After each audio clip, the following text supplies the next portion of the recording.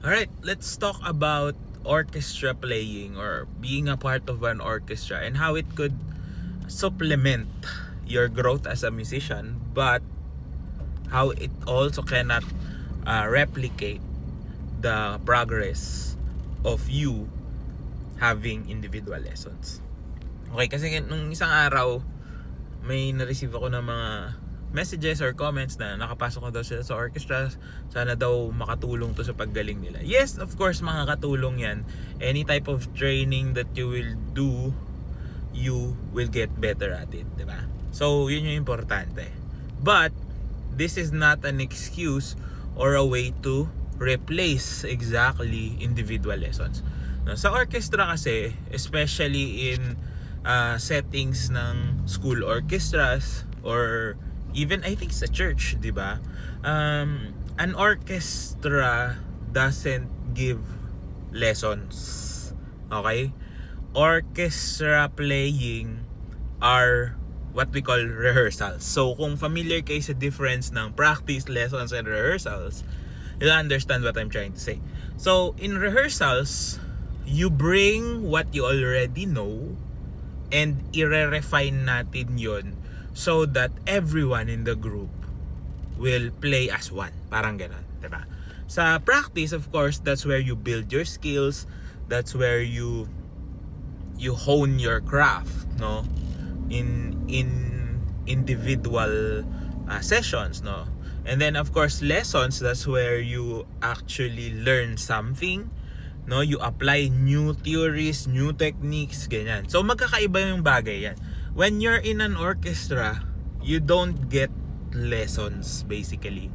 What you are in is a rehearsal, and actually, when you're in a rehearsal, you give more than you actually receive when it comes to your playing. No, ano ibig sabihin? Hindi ito yung platform, or it's not the session where you are going to be taught. It's a session wherein you will learn through experience. Yun yung binibigay ng orchestra. That's why it's a good supplement, no?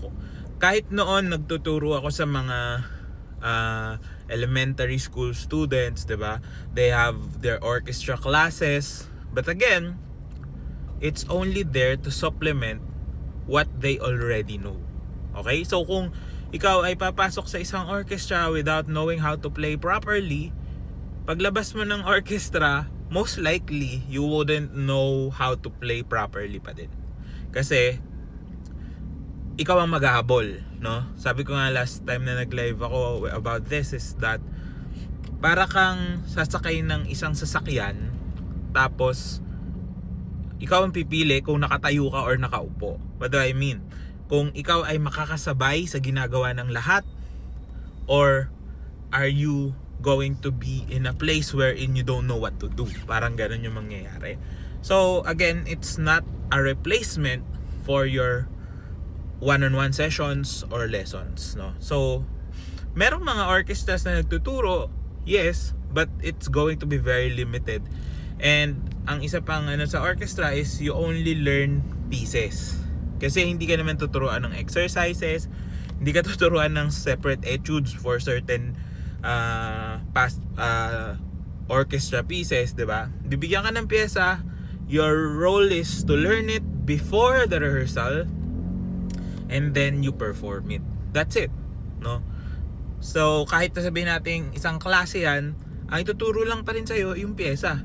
Hindi ka tuturuan ng technique on playing, hindi ka tuturuan ng proper bowing, for example, or proper bow hold. That happens in a different setting, in a different location. So again, maganda yan, no? Kung makapasok kayo sa mga orchestras, but don't replace your individual lessons, no? There's nothing that would replace that, kasi individual lessons are catered to your specific needs. Kung ano yung problema mo, yun ang aasikasuhin niya. And again, orchestras are not for learning, but building experience, learning, yun nga, sabihin na natin learning through experience, na talagang isasabak ka, di ba? A lot of us, no, I think could relate to this, no? It's a very humbling experience pag nagsisimula ka Na parang, oh, na-practice ko yung pyesa, alam ko na agad yung gagawin mo.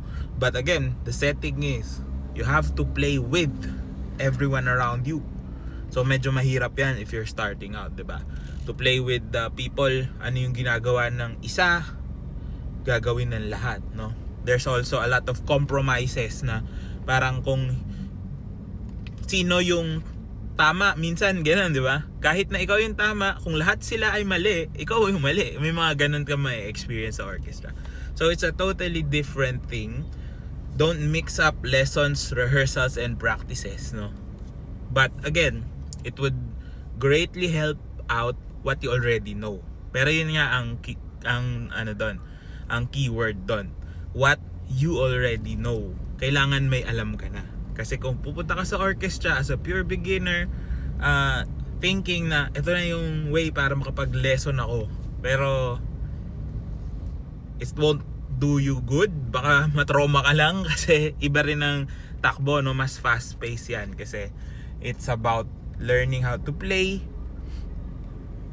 learning how to play a piece, not just learning how to play the instrument. Magkaibang bagay. So sana nakatulong to. Comment down below if you have other questions, and I'll see you on the next one. Good luck sa inyo.